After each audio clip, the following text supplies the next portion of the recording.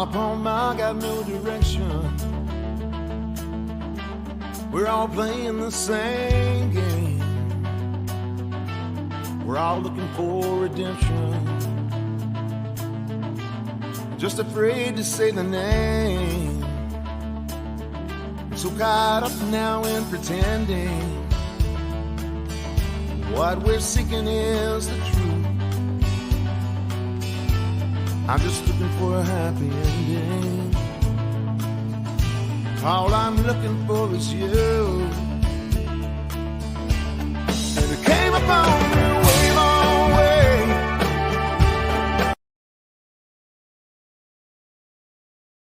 I used to be so beautiful, now look at me.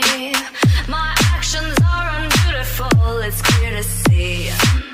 Come on and step out of the cage. There's any chapter, turn the page. I'll take my pick.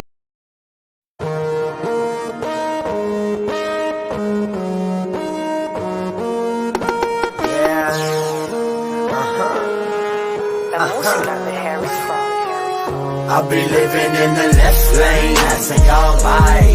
Sunroof rolling back, speakers up high. I'll be living in the left lane, rose in my eyes. Watch the world from the third person inside. I'll be living in the left lane, never looking back with my foot up on the gas. Ain't got no time to react. I'll be living in the left lane, moving too fast. I'm just trying not to crash. It could all end in a flash. You'll be living in the left.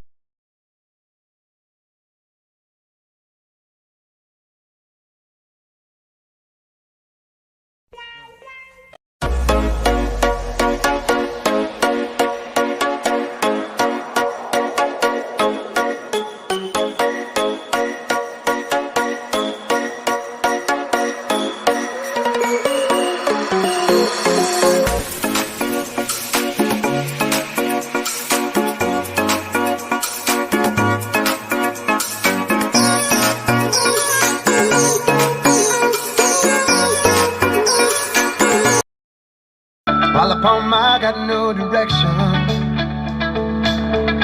We're all playing the same game. We're all looking for redemption. Just afraid to say the name. So caught up now in pretending. What we're seeking is the truth. I'm just looking for a happy ending. All I'm looking for is you. You came upon me way long way. Good evening, everybody. This is a special show tonight. This is going to be for trying to help out Shelly Conway over there with Trucks of Room to Spare. We're going to be talking about the events that are going on right now with the help that she needs. What's up, Mr. Gabe? What's up, Mr. Gabe Shelton? How you doing? How you doing, sir? Yep. In the Miss Beautiful Chaos. How are you? Yep. Gabe is in the house. Thank you, sir. Thank you, sir. I got your video in here. I'll be playing it here in a little bit, sir. But yeah, we're, as you've seen in the videos, that's for Shelly Conway. She's needing some drivers. She's needing some help. We need some drivers to step up and start getting more productive on this, because this lady is doing everything that she can. She drives a truck. She runs a flatbed, and she's trying to move freight herself and trying to get stuff over into Kentucky and trying to get this stuff going on. Gabe, give me a second and I will send you one. Just give me a minute. We got a lot of different things that is going on. And if you guys want, she's really struggling hard, trying to get everything done, getting with the governor of Kentucky and trying to get with some of the first responders, the advanced emergency response teams. I have been told that if what their main concern is right now is propane tanks and gas grills, propane heaters. This it's for Mayfield and over in Bowling Green. They're needing these supplies because over in Mayfield, these people are going to be with no heat tonight. They're going to be trying to deal with this cold tonight and tomorrow. So anybody that's in these local areas that could supply and donate their grill or donate some propane, something to these people in these cities to help them out and keep them warm and keep them where they need to be. And if you can, reach out to truckswithroomtospare.org. I will show it to you here in a second. Give me a second. I'll get this pulled up here for you. Yeah. Yeah, there it is.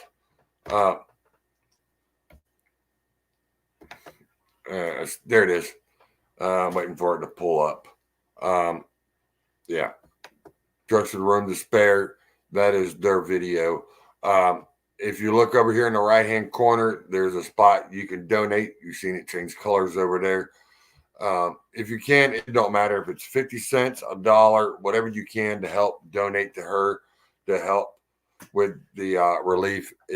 She is a nonprofit, and she does nothing but natural disasters. She's been doing a lot. She had a real busy summer this year with the hurricanes down there in Louisiana and over towards Texas. I mean, this woman, I don't know how she does it. She's pulled in like 9 million different directions, but as you can see, that's her page. That is their actual website, and that's truckswithroomtospare.org. I will play the video real quick. So you can see a lot of stuff that they do and a lot of stuff that's going on. And I'll go ahead and play that now so you can see it.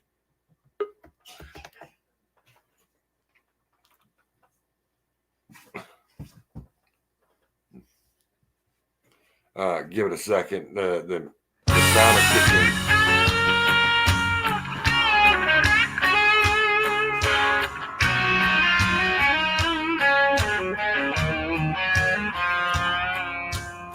He works hard, he's proud and strong, but he's shaking like a leaf. He thanks God his kids are safe, but where they gonna sleep?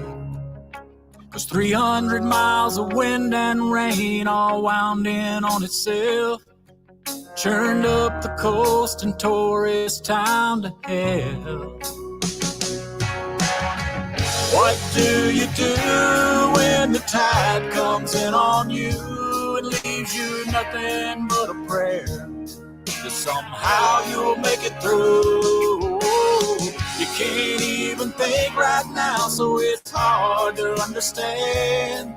But when the tide goes out, love rushes in.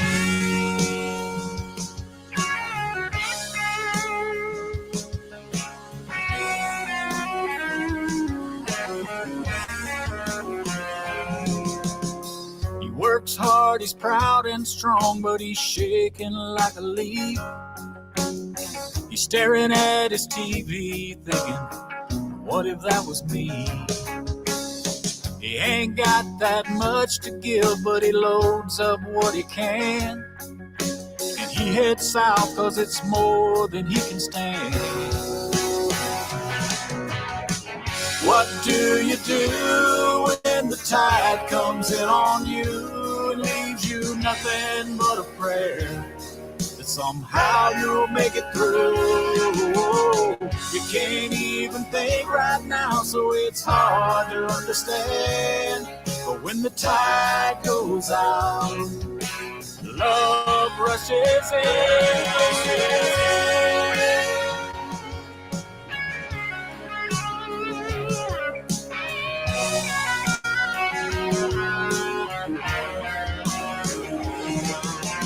Reach out, take your brother's hand, hold on until you're on your feet again. What do you do when the tide comes in on you and leaves you nothing but a prayer that somehow you'll make it through? You can't even think right now, so it's hard to understand. But when the tide goes out, brother, love rushes in. What do you do when the tide comes in on you and leaves you nothing but a prayer that somehow you'll make it through? You can't even think right now, so it's hard to understand. But when the tide goes out, love rushes in.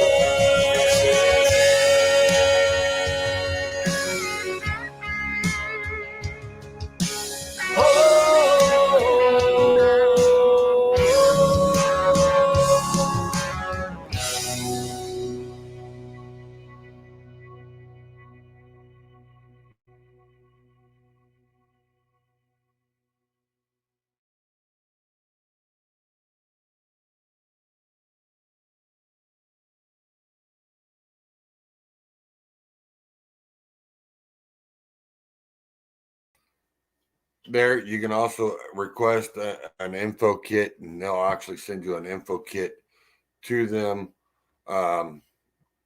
It's just that is her website, just showing it right. I mean, it's right there. Check them out.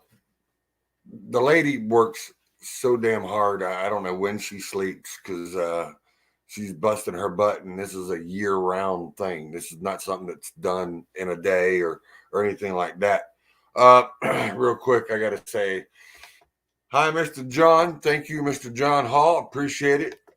Good evening, Mr. Airy. How are you? Good evening, brother. Yes, we are doing a thing tonight. I should have gave a little more notice, but this is more of, this has got to be out. We've got to do more help. People need to start coming together. The trucking industry needs to start pulling. I'm not saying they need to be pulling their weight, but they need to be putting more action to what they say. And I'm just going to say that. But I do have a couple other guests that's popping in the back that are showing up. But like I said, I do have other things that are coming up. I will get with someone here in a second, but I just want to show you that we do have this going on. I mean, I have information going from all over. Yeah. We got this coming up as soon as it pulls up. I also have this report here of them talking, and this is from MSNBC, and it's a live report, live video from what was going on, what the devastation is. So before I go there, I am just letting you all know. I'm going to pull this person in real quick, and then we'll go from there. Are you ready, ladies in the back? Nope. I got a no from one and a yes from another. Well, hello, Miss Della. How are you? Wonderful. How are you, baby? I am doing good. How are you making out there in Kentucky? I know you're a Kentucky resident. Yeah. I mean, how is your situation going? I have been very, very blessed because I live on the eastern side of the state, not the western side. But my company that I drive for is they're in Bowling Green. And everybody is working from home right now because they have no power, no internet. None of our buildings got hurt. None of our buildings got hurt or anything like that. But we don't have no power, internet. But just down the road is completely devastated. It breaks my heart. And I feel bad. I mean, this is affecting people that I do know and that I do know firsthand. And I mean, it's not just you, but I also know the other person that's doing the trucks with room to spare. And this lady's has been nothing but pouring her heart out to every other state out here, putting the word out and getting supplies shipped in, doing stuff on her own, getting stuff shipped in. And it's and now here it is turned around. It's her home state, and it's within miles of her, because I mean Bowling Green is just a few minutes from one side of her, and Mayfield's just a good 30 minutes from her on the other side. So I mean, this really hit home on her. Literally, whenever it happened, I called her the next morning and I said, "Oh my God, are you okay?" And because I talk to her on a daily basis, we've become like best friends. And I'm always talking to Shelly. If I'm not on the phone with my kids, I'm on the phone with Shelly, because I do a lot with Truck with Room to Spare right now, and I'm going to continue to do it. You people have no idea what this woman goes through. No idea whatsoever. The stuff that she on a daily basis accomplishes, and then she calls me and it's like, "Why isn't people helping, Della? Why isn't people stepping up to the plate and helping?" And I'm here, Shelly. What do you need? I'll do anything I can. Well, we already know this because you made that clear with the last boss you had, that you hey, we're going to take this truck, we're going to go fill this trailer up, and we're going to go deliver it. And your boss is like, "All right, let's get it done." Right. You know, and this company is the same way. I know they're saying companies don't want to help. If drivers stood up to the companies and said, and I don't mean quit your job over it, okay? But if you go to your company and you say, "Look, I have this, it's a very good cause. It's, you can use it as a tax deduction. There is so many benefits. It's good publicity for the trucking industry, because just as well as I do, we need good publicity. We really do." Yeah, I mean, but not only that, but it shows good publicity. I mean, it shows confidence and good spirit to the company, because now the company's going, "Hey, you know what? We got drivers that want to do this. We're going to back our drivers, and hey, Right. well, let's get this done." Because not only is that, but it's also in their community. I mean, Right. because this, like, who expected to have a tornado that could Class be an 5. It's a class 5 it's an tornado. F5. It's an F5, the largest there Right. is. It's like getting hit with a Category 5 hurricane. There's Yeah. no difference. Just one's on land, one's on water, but they still end up doing the same kind of damage. So this is like dealing with a Category 5 hurricane, but it is a F5, which is the Fujita scale of 5, which is beyond what they can count. I know the Kentucky governor was on earlier doing a broadcast and was sitting there saying that this hurricane, this tornado went 220 miles on the ground in his state. 220 miles. Yes, sir. The longest it's as any tornado has ever gone in history. And this thing went from 4 different states. Yep. It's just like, wow. Hold on real quick. What's up, Glenn? Glad to see you here, brother. Glad to see you. And just like Glenn, they just went through the hurricane that went through Louisiana. He lives just outside of New Orleans. And Right. I mean, we still got devastation that they haven't cleaned up yet. But the people in the neighborhood and the people that are around outside of the community come in full board helped. Right. And I know Shelly sat there and said she's delivered goods down there to them. I mean, this is what I'm saying. Drivers need to step up. You need to sit there and go to, if this is something dear to you, and say, "Hey, I need to help my fellow American, my fellow brother, my fellow neighbor," and say, "Hey, boss, go to the dispatcher or your safety director, or go to the manager, truck manager, or even go to the owner and say, hey, this is something we need to do. I feel deeply passionate about this, and we need to get some trucks, grab these supplies that are sitting. They ain't got no way of getting them there. Hey, why don't we grab a few drivers? There's a few of us that are willing to do it. We're going to get the trucks. If you let us go do it, we'll load them up and then take the supplies to these people. One, it looks good on you. Two, you're helping out the community. And all it's going to do is turn around. It's all positive. And it just makes it look better. And then when you're doing that, I'm not saying it's something you want to do is for publicity, but No, it right. will happen. I mean, you're not like a news crew that ain't there already is going to catch you coming in and going, look, here's a company bringing in supplies. Look at, and I mean, they're going to film you, and Right. it's going to make the driver feel good. It's going to sit there and make the owner feel good. Hey, look, we're being recognized for doing something good for the You know, community.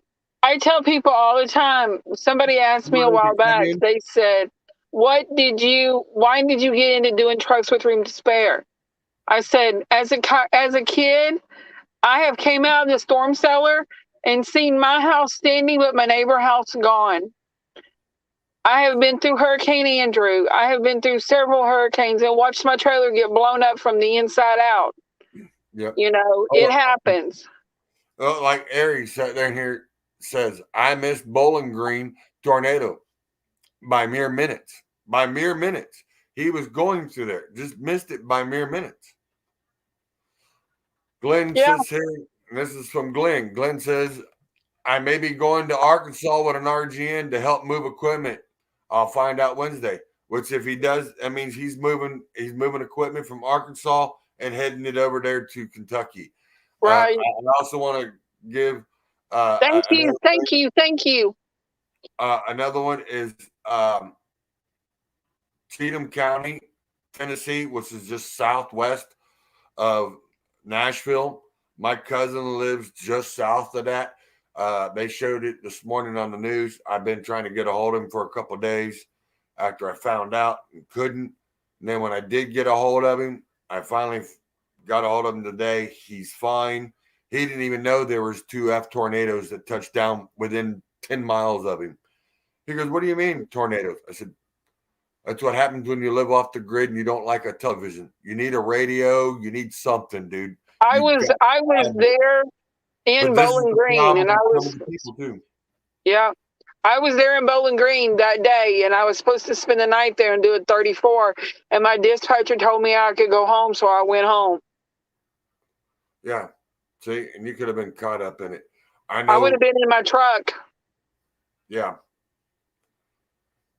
And I heard there's reports of another driver that was out there that, from what I'd seen on pictures, that there was a truck that was actually picked up and toted 60 miles across state line. So it went from Kentucky into Illinois. I mean, you know it's bad when it can actually pick up a fully loaded 18-wheeler, tear the thing in half, and then take it 60 to 70 miles.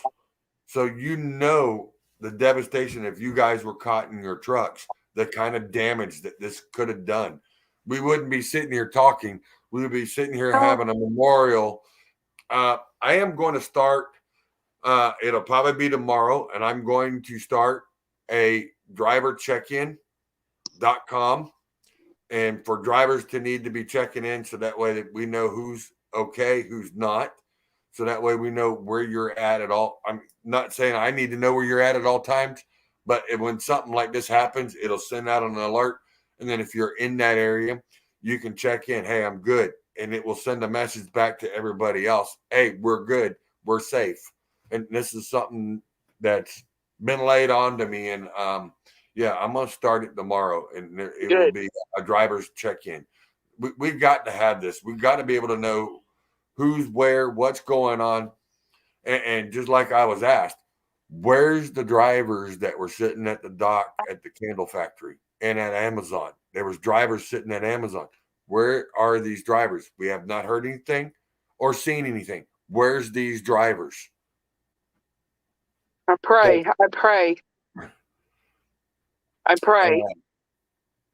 Good evening, Mr. Dave Newland.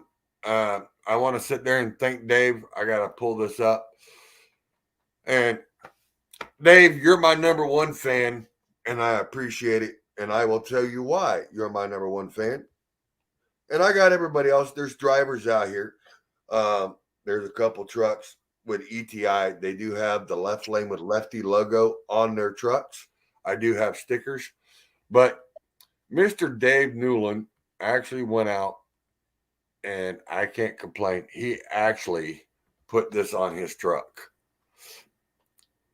Oh, It- Look how big. That's an 8x8 sticker of Left Lane with Lefty sticker that he awesome. put on the back of his work truck to know that he's a fan of Left Lane with Lefty. I Awesome. appreciate you, Dave, and I wanted to give you congrats. Appreciate it. I feel the love, and I love you, brother. And yeah, same. Some of the drivers got to have. Yeah, you're right, Dave. They got to have Facebook. Like Glenn said, I rode the hurricane out in Irma in Daytona back in 2017, and it wasn't fun. Hey, Glenn, I can sit there and tell you, I know that feeling. I used to live in the Orlando area. I rode out Charlie, Gene, and Francis, all four of them in 2004. I rode them out in my house, and at that time I had a double wide, so you could just imagine how that felt. Yeah, that was a scary moment. But the company I was working for during Charlie, we got put out on the coast where he was coming in, and we were in a hotel room. We were the third story up, and we had 3 inches of water in our floor, 3 stories up, because that's how much rain and water and wind it pushed in there. We got out at about 2:00 in the morning after he went through about an hour behind him. We had a contract with CSX Railroad. We had to clean up the railroad tracks so they can get freight in to deliver supplies. So, I mean, I've been on both ends. I've been cleanup. I've been a truck driver, and we're still working on getting back in the seat, but I got things in the works on that. So good things are coming. And Dave, no problem, man. No problem. Hey, I know what it is, brother. I'm proud of it.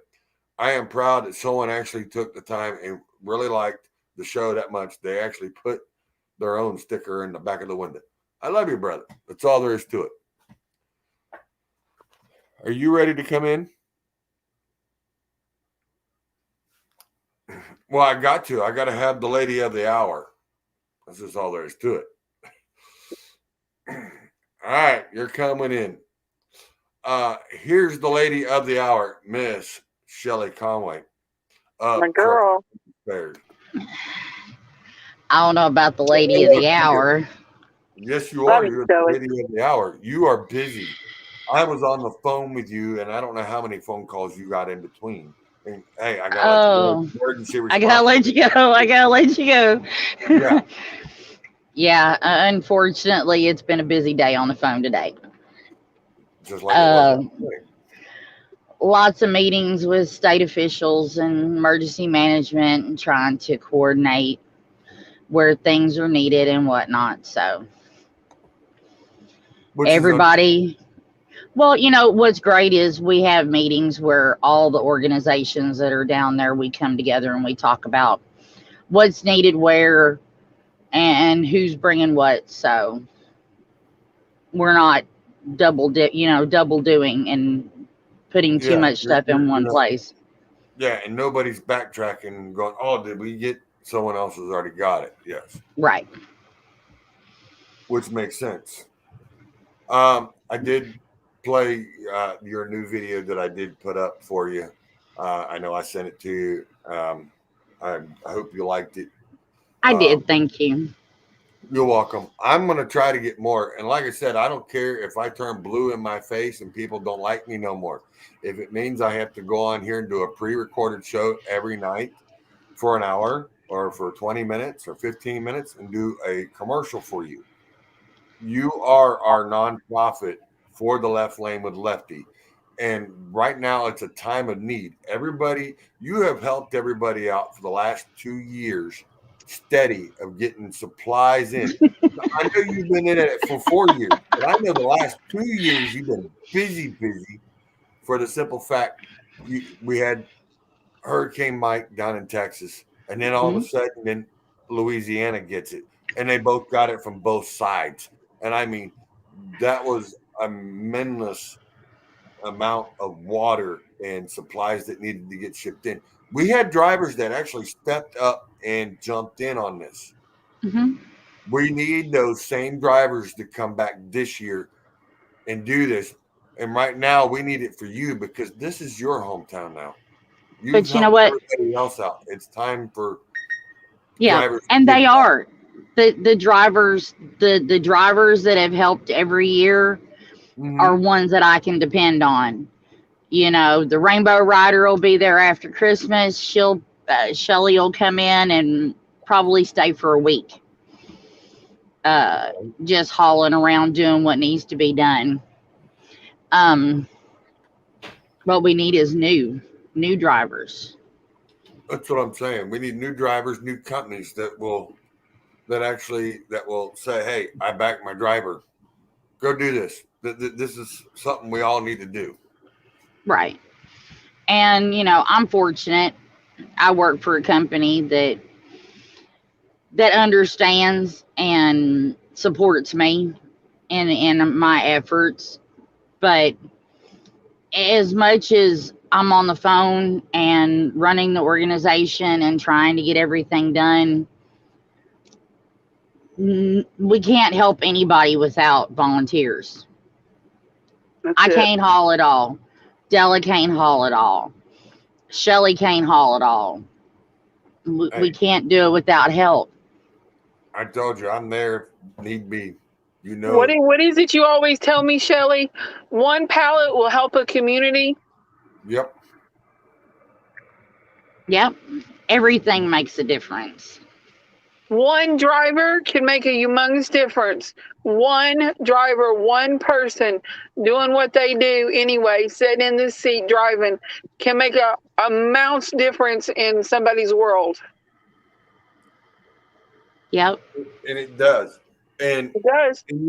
and here's the sad part is because I'm starting to see some news articles popping up. And I really do hope and pray that this is not true, but from what I'm getting off the news, this is kind of scary. And I'm gonna pull up the article real quick, so that way it's not me making it up. But I'm gonna pull this up, everybody. And nope, this ain't it right here. We're gonna get off of that. But I'm gonna pull up the article. Here it is. Yeah. This is scary. Oh, come on. There we go. Yes, I've seen Yeah. that. This is scary. And if you guys are trying to figure out what it says candle factory workers were told they would be fired if they left before tornado. Employees, not employee, employees said, which is the surviving remaining employees out of this. All I can say is I hope this isn't true. I pray I it hope isn't. I hope something got misconstrued. Yeah. I am too, because I mean this comes, I mean straight out. This is out of News Channel 8. I don't know. Someone's getting a phone call. It's okay. Hold on. All right. Get rid of them. Yeah. It's my tablet. Oh, And this is coming out of Tampa. This is a news article that come in from NBC News. So I mean, this has got to be pretty serious if it's coming from national and NBC is backing it. So I got to give recognition to NBC and national and Channel 8 down in Tampa for this information. I mean, this is what I'm saying. I'm running around. I'm getting notifications of this. I really hope this is not true that we have something like this because just the story that's on this. If you guys want to look, you can go look it up. Channel 8. You can look up the article. I mean, I can read it, but I'm just showing you that you know where it's at. You can find it. But yeah, as I said, we're going to go back over here. Where'd it go? Let me go back. There we go. Where'd it go? There it is. Hold on. I don't know, what'd you lose? I didn't lose anything. Not me. I gotta be nice. I'm on TV. I gotta be good. He's losing his sanity. Pretty much. He ain't never had it to lose it, baby girl. Hey, we're keeping the secrets out of here now. We ain't telling people this.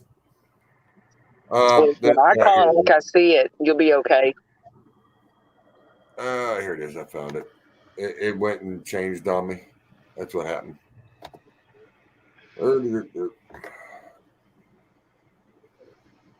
Yeah. And this is here. And I'll play a little bit of this to hear what's going on. Come on, play it. Oh, well, it's not going to play. Really? Man. I'm telling you, some of these people need to figure out what's going on. Wait a minute. I'm waiting. I'm even. Not you, the dog. Oh, you be that way. You know, it's there's a lot of focus right now on Mayfield. And don't get me wrong, they were devastated.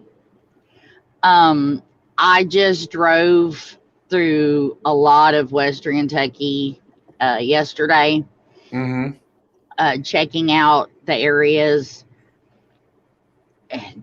When it come through, there was multiple tornadoes. This wasn't just one.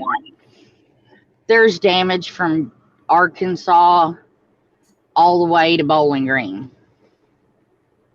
I mean, St. Louis had a tornado. There's so many areas that was affected. Yeah. That the majority of us as drivers, we have a connection to these areas. Either we drive through them on a regular basis, we've got family in them, we've got shippers or receivers that we go to, and it's going to forever change the landscape. And for the rest of my life, every time I pass that point on the WK Parkway where the storm crossed the WK, where the tornado did, I'll think about that driver that it took. Yeah, and we don't know how many more drivers that it did take, because stuff is not being reported. I mean, right. Like Tennessee, they finally had the calculations. We had 10 tornadoes touch down. 10. They touched down in between from Columbia all the way up to Nashville. And my cousin works in Columbia, and he lives right there in Hole in Wall, which is in between Dixon County and Dixon, which is, right. I mean, it's in that stretch. And it's like, I'm really, I was panicked because I haven't been able to get a hold of him. That night, one of the tornadoes actually hopped the river and came into Indiana. Really? It got 5 miles from the truck. Wow. And, I'm just like, it can happen to anybody. It can happen anywhere. Yeah. When they tell you that disaster can strike anyone and anywhere, it's the truth. Mm-hmm. Yep. It's the truth. And the world is a crazy place right now. Right here, here's another buddy of mine. This is Mr. Donald Tillis. Says, "Hey, Lefty, don't talk much, but Merry Christmas to you and the family and your fellow truckers." He is a truck driver. He was sidelined because of diabetes. Mm-hmm. And he'd been fighting it and trying to get back in the seat. He's still working on it, but he says he don't have them no more. Right. And he says, "I don't have my CDLs anymore, but if anyone has a truck that I can help haul stuff, Stall all stuff in. Let me know, Lefty. You know how to get a hold of me. See, I've already got. Thank people you, sir. that's Thank willing you. to come out. Yeah, thank you, sir. We're okay. You know, it's every nonprofit has need. Yes, Every nonprofit has need, and most of them holler they need money all day long. you're not needing. I, I'm You're not I'm needing. not gonna lie. I'm not gonna lie. The money would be great. Okay, don't get me wrong, Yeah. but I need trust. I need people. The organization is truck drivers, Hmm. and we're all volunteers.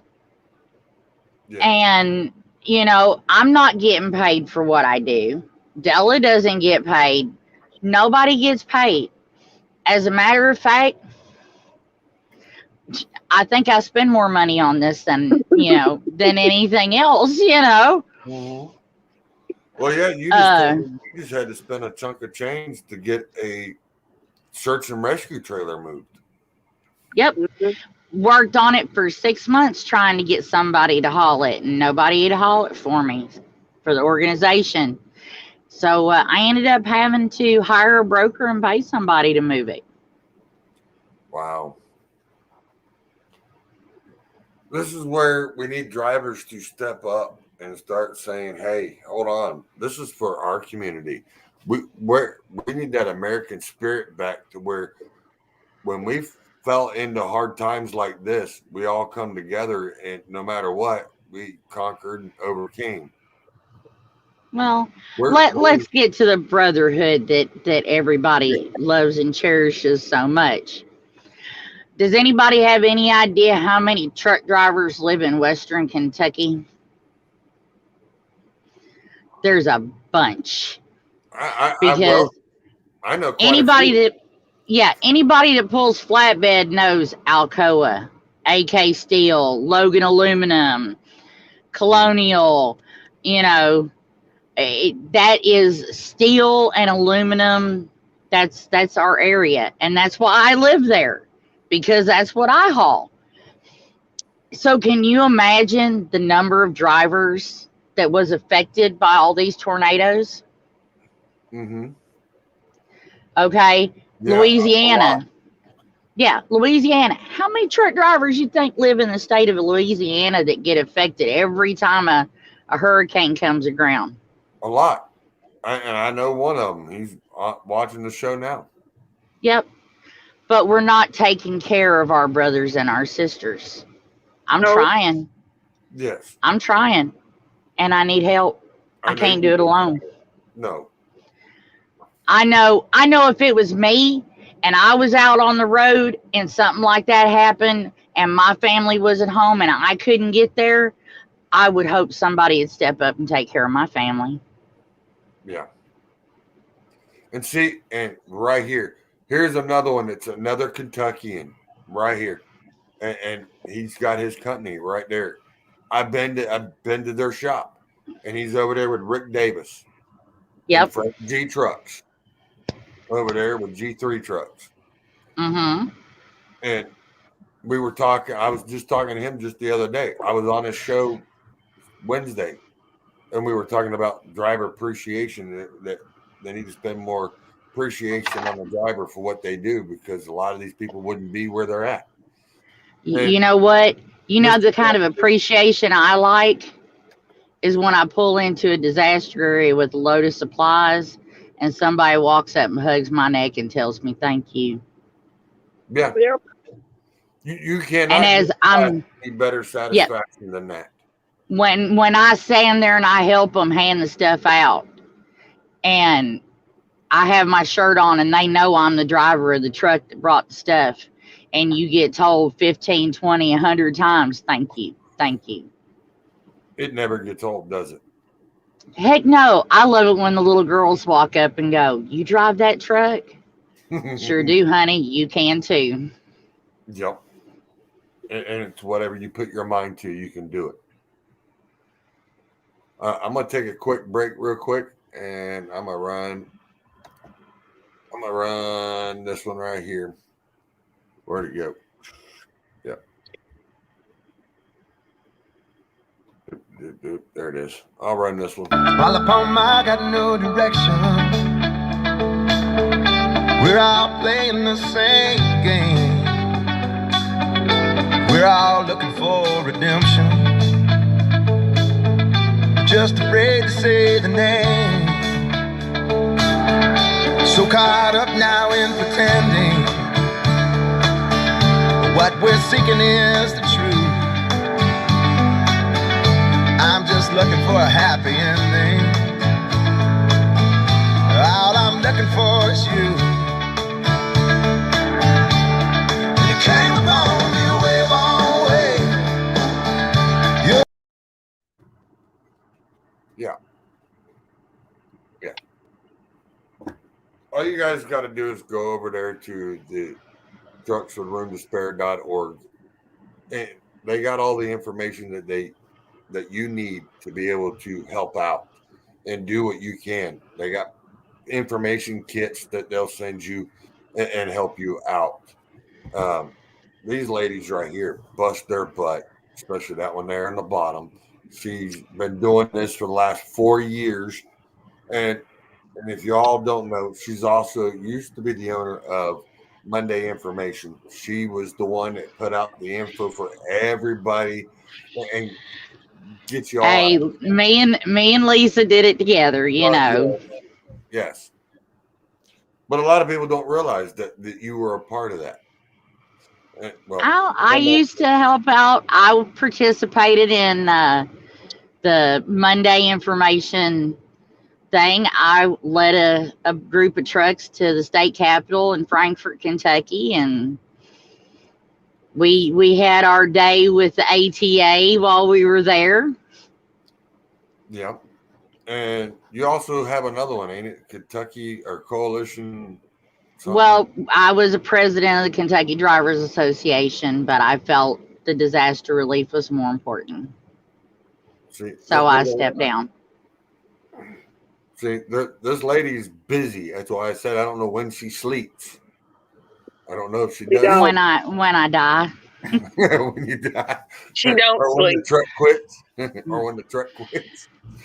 Yeah, if I'm sitting at Peterbilt waiting on it to get fixed. Yeah. Something like that. My boss lets me sleep on weekends. Oh, he lets you sleep on weekends?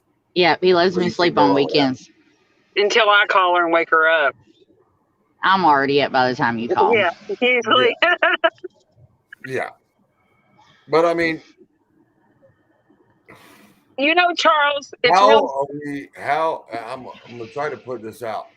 This is part of the reason why I'm doing the show is to get it out there to new drivers and try to get new drivers to get enthused to help out, because this is part of y'all's community and everybody else's community. I mean, this could be your community that it happened to. It could be mine. I mean, I've been through, I don't know, countless how many hurricanes. I mean, I lived in Florida when Hurricane Andrew come through.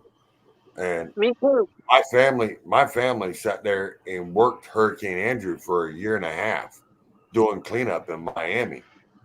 And I've seen the devastation. I mean, I've seen where a U-Haul truck was stuck in the 7th floor of a building. And I mean, a 26-foot box truck that high in the air shoved through halfway through the building. So, I mean, the devastation is not new to me, but getting people to realize that these are all regular people too. You know, we need to step up somehow. Well, you know, it takes years for an area to recover from something like Hurricane Ida or Hurricane Laura, even these tornadoes. Okay. Or Katrina. Yes. Yeah. Or Ida was compared to Katrina, you know. Yeah. And it's one of those, there are still homes on the south side of New Orleans with tarps on them. I was just there last month. Mm. Okay. And it's like they think that everything gets rebuilt overnight. It doesn't. Those poor people there in Kentucky and Tennessee, anybody with half a brain knows how much lumber is right now. Oh yeah. Okay. And everybody knows your house isn't insured to rebuild it for what materials cost right now. Mm-mm. If they're lucky enough to have insurance. If not, they could wait years for FEMA. Yeah. If they get anything at all. And even if they get the money, how many contractors are going to work in the wintertime? Not many, especially up It's here. going to be, exactly, it's going to be spring next year before these people's houses start getting rebuilt. Yeah. And like we were having a conversation earlier, that they're needing propane tanks, they're needing barbecue grills, anything that can produce heat off of propane, quickest, simplest way. Even a charcoal grill would work, because if you could burn the lumber. I mean, it's not like there ain't enough lumber there, but you know what I mean. It's right. These people are going to be needing to stay warm, because last night here it was 22 degrees here at my house. So I know what it is further north. It was cold. It was colder than that. It was probably in the teens. I mean, more like yes. 10, 12 degrees. And these people are outside, no home, no way of keeping warm, except for being in a middle school or an elementary school, I think is where they're staying. Mm-hmm. And well, you've got schools, you've got churches. They're putting them wherever they can find them. Yeah, and no power. And like here, I want to go ahead and go to this, because now we're coming around to that subject onto that. So let me get this up and do this real quick, and then we'll watch this.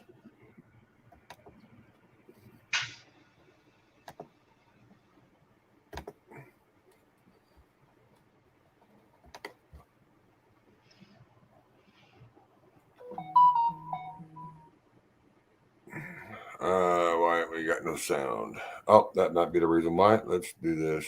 Start that back over. Tornado outbreak.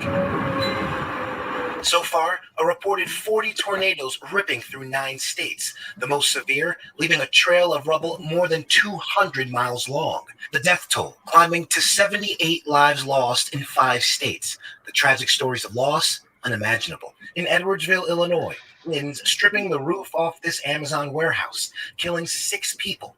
Justice Verdin's father, Larry, was one of them. And I said, no. My dad's coming home. I said, I need my daddy. He can't leave. In Mayfield, Kentucky, one of the worst hit areas, families coming to terms with what they have left. We lost everything. We lost our home. We lost all of our vehicles, all of our belongings. We basically have nothing. As the dust settles, the recovery efforts begin. Kentucky Governor Andy Beshear in constant contact with state resources. One foot in front of the other. Make sure we have the inertia. And we'll rebuild. There's going to be grief. There's going to be cleanup. The Biden administration deploying federal resources to the area. So far, over 50 generators provided, 30,000 meals, almost 12,000 gallons of water, along with several cots, blankets, and medical equipment. Still, scores of volunteers pouring into the town of Mayfield, armed with tools, their bare hands, and of course, compassion. We have to rely on our faith. And rely on one another. And we will get through this. This town is small, but it's mighty. A mighty Mayfield there. Definitely.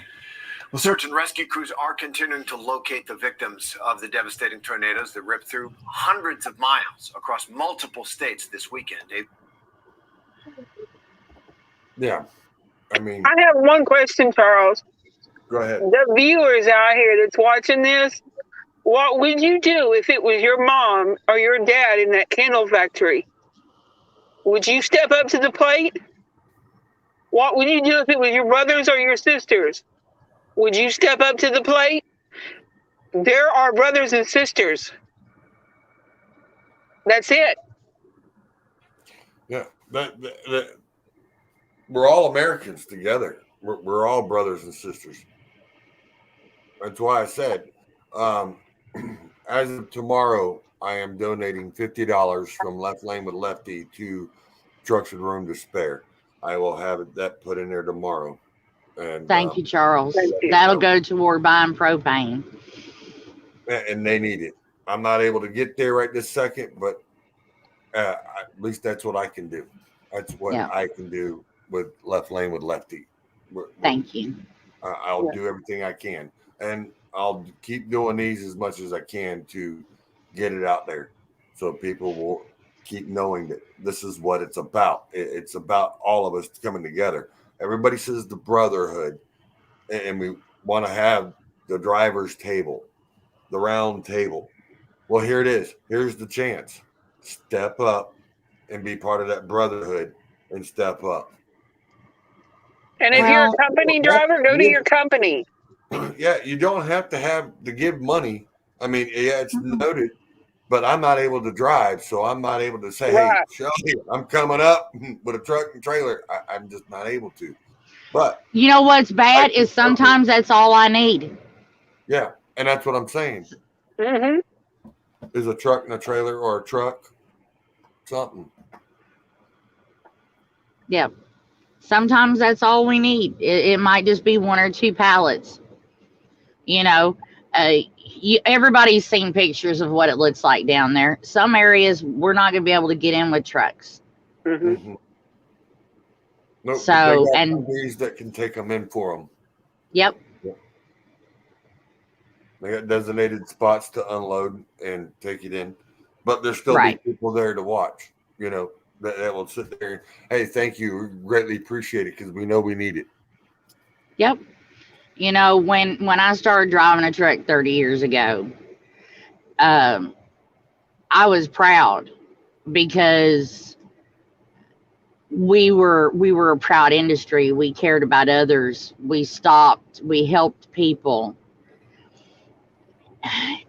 And, you know, people want to blame the ELD. That's why nobody takes the time to stop and talk and help. We can't allow a machine to define who we are. We're an industry that's losing ourselves and our image. And it's not good. No. How do we fix it? By becoming involved and being what we were. Yeah, well, like John Free says, yes, it's about the brotherhood and sisterhood. We are all of God's children, and we must continue to have faith. This is what brings people closer to God. With God, you have no fear. And he's right. You know, you don't have fear, but it's, if you have that in you to do the goodness, and this is goodness. I mean, this is to help out a brother and sister that's in need. I mean, how many trucking families that were in that town? How many do we know? A bunch, I'm sure. Yeah. Yeah. But I will say this much. As much as I plead with everybody to help, I talk to emergency management for the areas multiple times a day. I talk with the region, you know, the BOADs for the states. Mm-hmm. The number one thing, don't go in without a plan. Do not just load up supplies and go in there and think that you're just going to hand them out. There is an organizational way that we do these things, or else it would be a free-for-all. Yeah, it'd be a chaos, and then you'd have people fighting over it. then people be like, I don't know why I got mugged or something, or, because Well- people are needing the supplies bad. But that's the reason why you do it in an organized fashion. You got Right. people there in order to keep peace and order, Right. And to be That able to and give out stuff and no issues. right. And we don't overwhelm. Everybody says, "Oh, take it to the fire department." The fire department has a job, Right. and it is not to hand out your supplies. It's to save lives. And that's why we work as organizations together and make sure that communities get the supplies that they need. Some communities have water needs. Most of them don't have a water need right now. So don't load up a truckload of water and take it in. FEMA just brought 9 truckloads. Or no, pardon me. It was oh heck, one of the daggum grocery.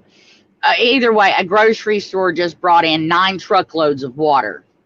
There is only one community that is affected by loss of water right now.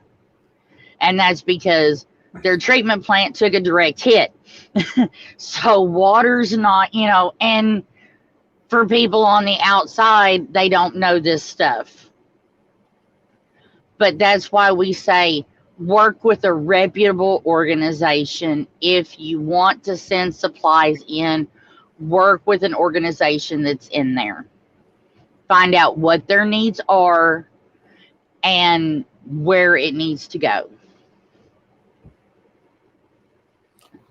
Just like Frank G sits there and says, we got 5 trucks running FEMA loads. Been doing it for the last 24 years. Check with a FEMA rep and they'll set you up. That's great, Frank. We don't do FEMA. We do it for charity.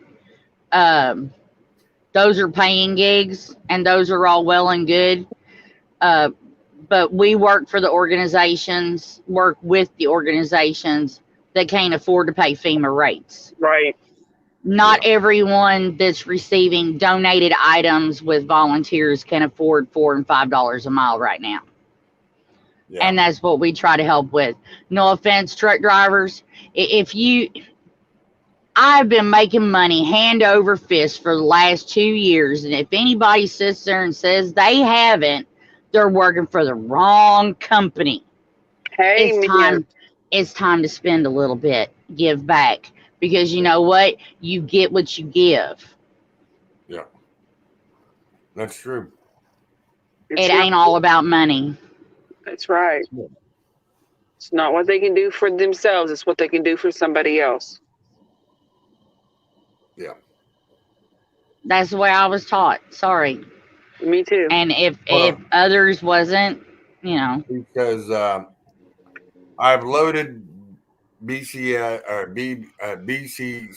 BS loads for years. They get our their empty space. That's great. That's what we do. We work with carriers that have empty space, and we utilize that space. That's great, Frank. So you work with your Baptist church. I think that's the BCBS. Yeah. That's great. I'll wait for him he ain't commented yet. But yeah. But that's what I'm saying.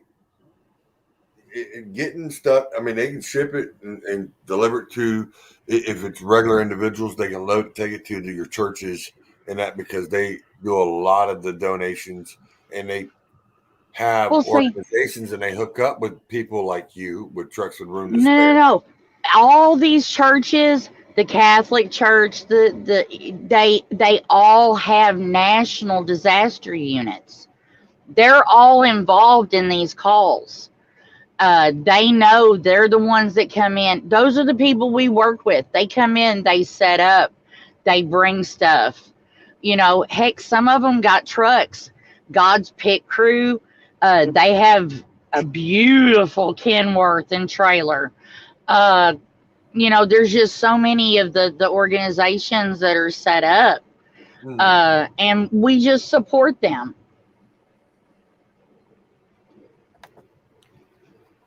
as Frank says, they're all. That's right. They're always charities need space. We make sure that they get it. That's good, Frank. That's what we try to do is just we try to get other drivers involved to let them do the same thing. You know, it helps everyone. And Mr. Donald, I understand that. You have a good night, sir. And just like Dave Newland, we'll see you here in a little bit if you get back on. I know you had to switch tankers. So, and I mean, and this is the other thing is we got guys that actually work and they're doing their job and they watch the show and they try to do everything they can to help out. Right. That's what, you know, and I've always said that. If you don't want to help us, fine. Get with your church. Help them. Right. Because you know what? They won't be calling us for help if you're stepping up and helping them. Right. But, you know, if you don't have someone to help and you want to, reach out. We have lots of organizations, you know, not just churches. You know, Boys and Girls Clubs are involved. We work with the United Way. We work with Salvation Army. We work with the Red Cross. We work with Rubicon. We work with many of the 25 Cajun Navies, as well as other little support groups. And we are wanting to expand more onto the West Coast to bring support to fire victims every year. Mm-hmm. We just need more carriers that operate in those locations. Well, I'll see what I can do, And see you know, who I can and get a hold of and get more of and them it too. goes back to the thing. If the drivers step up and say, hey, I want to do this, go to your carrier and say, hey, I want to do this. You know, let's do this. You know, take the information in there. That's what I did to both places. I took the information in and said, hey, I want to do this. I want to do this. And, you know, that has made a humongous difference because I stepped up and said, this is something that I believe in. This is something that I want to do. Mm-hmm. I get told every day on the phone when I speak with carriers that if their drivers showed an interest of wanting to participate and wanting to be involved, that they would, but their drivers, no one's expressed an interest to be charitable or to help with anything. So that's why I'm saying, drivers, if you want to get involved, step up, because she talks to carriers all the time, and step up and ask the carrier and say, hey, boss, I want to do this. I really want to do this. Me and several other drivers want to do this. Then the carriers will start changing their mind. Hey, yeah, not a problem. We can help you out. We got Now, drivers that want to deal with it. you know what I did? I did about a year and a half ago. I downloaded, you can go online and download the list of every DOT number in the country, Mm-hmm. all their contact information. And I have a friend, a volunteer, that is sorting those out into states for me.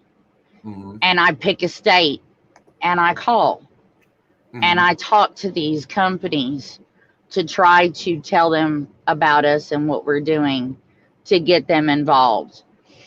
And that's the only way I know to do it, is to call each individual one and talk to them. Yeah. Sometimes I can get through to the right person, and sometimes they don't want anything to do with it. It is what it is. I mean, it's just like anything. It's like when you're looking for a job. You can hit one and they can say, oh, yeah, we need you. You fit the position. You're good for us. And then you can go to the next one and be, nah, man, we're full. We're good. Don't need you. Yep. Try the next one. And you got to and keep working at it and doing it. Right.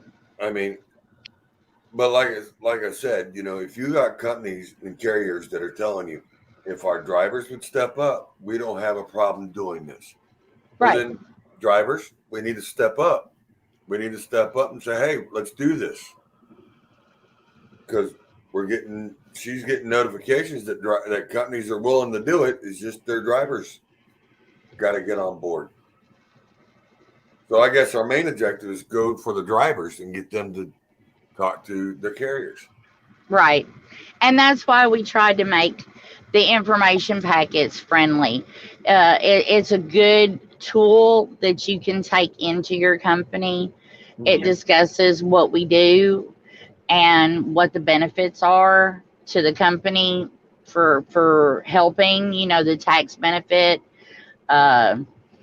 And it tells them how to get involved. We try to make it easy because, you know, it's not comfortable for some people to go in and talk to their company about something like this.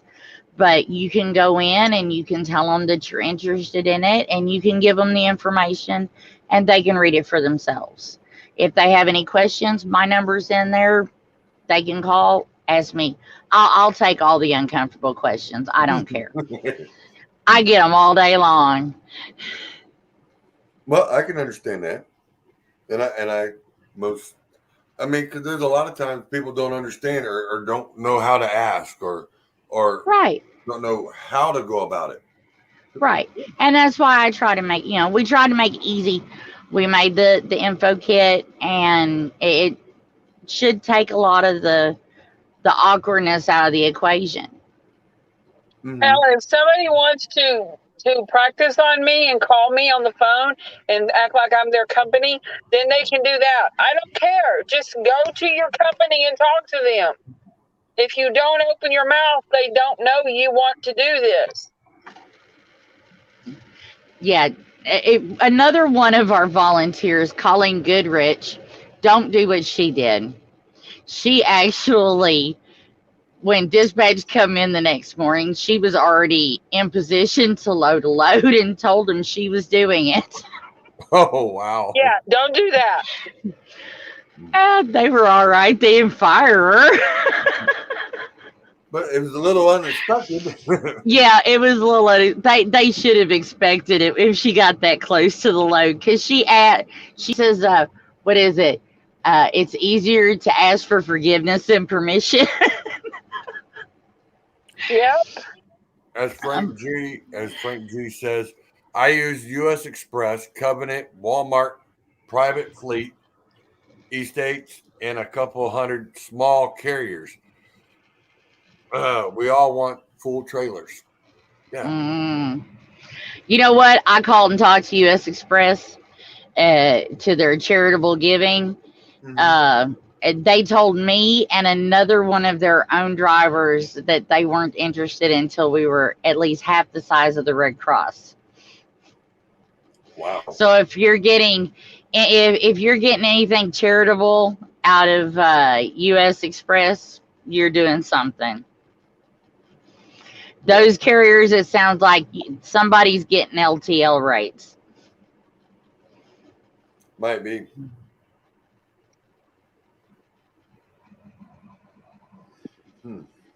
But our organizations, you know, they help with fuel expenses. No offense.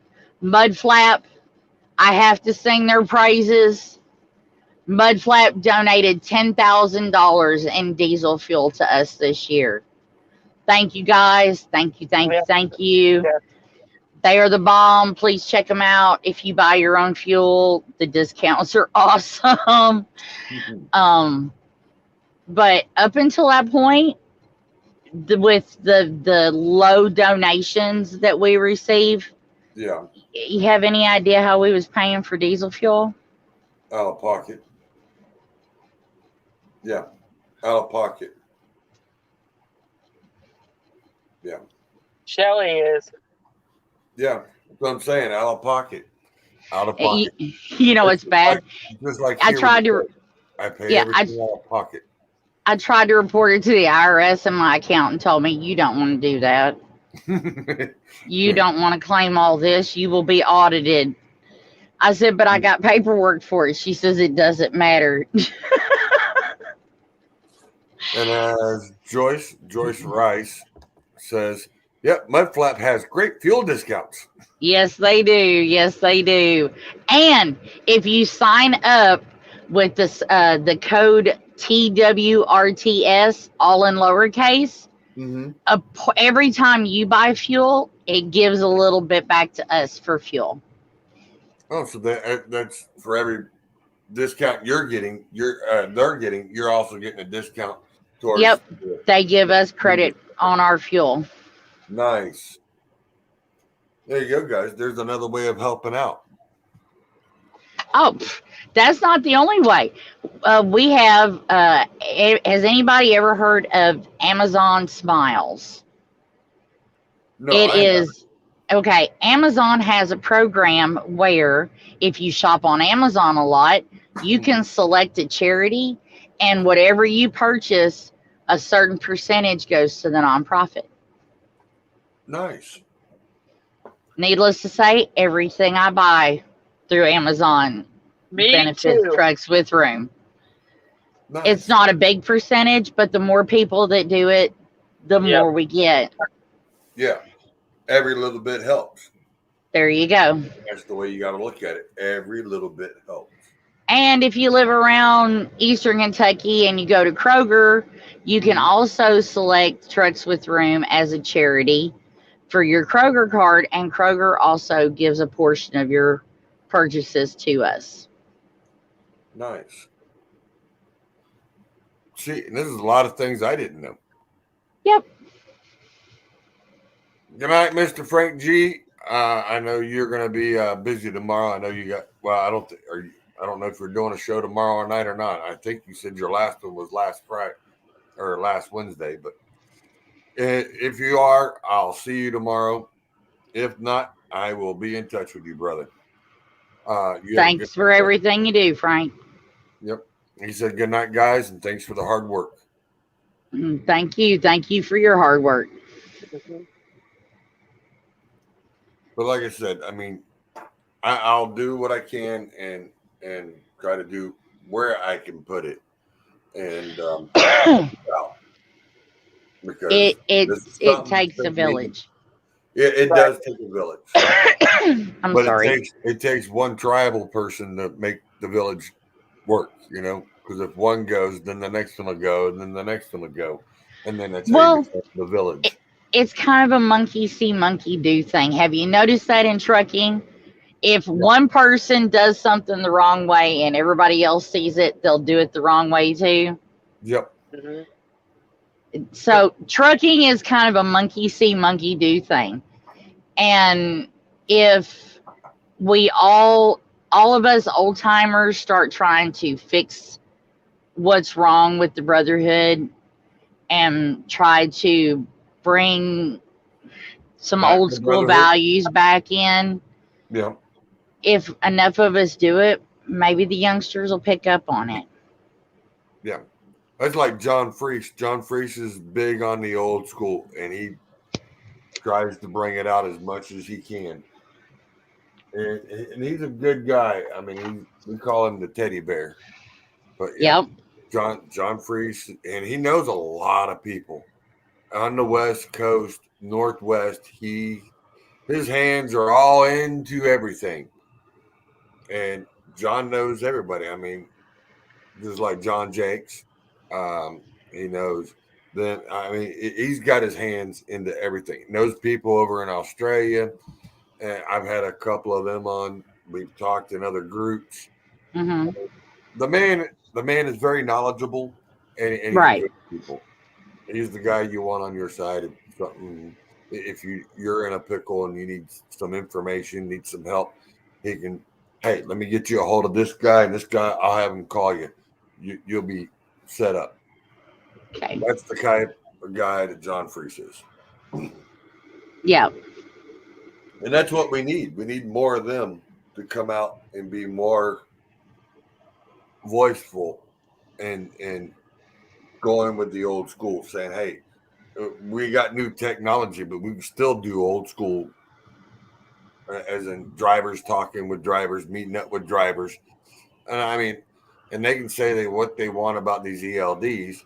I know several drivers that run and put in anywhere from 44 to 4,600 miles in a week on an ELD and doing it legal and still have time to talk for 30, 40 minutes with a friend. Yes. It's Yep. planning your trip, and that's what it's all about. And Planning, keeping the left door closed. keeping that left door closed. You're right. And I'll tell you, Miss Carla Williams is one of them. Yeah, she's a sweetheart. But that girl does not let up. When she's in that truck, she's there to work. Well, no offense, we don't come out here. Well, all right, some of us come out here to have fun. Yeah. But well, she does. I mean, she has her fun. She'll actually, if she knows where she's going, she'll end up there. If she go, all right, good. I'll plan it to be there a day early or about 4 hours early. I'll sit out there. She'll go out there to California and she'll go sit out there at the ocean. And then she sends me pictures of sunsets and beautiful sunrises. And it's like, you must be on your little other side trip. She goes, yep, I got to get to go over here and get to play at the beach for the day. Yeah. There you go. But other than that, There you go. this woman works just like you do. You work and work and work. We need to give you a vacation. Maybe that's what it is.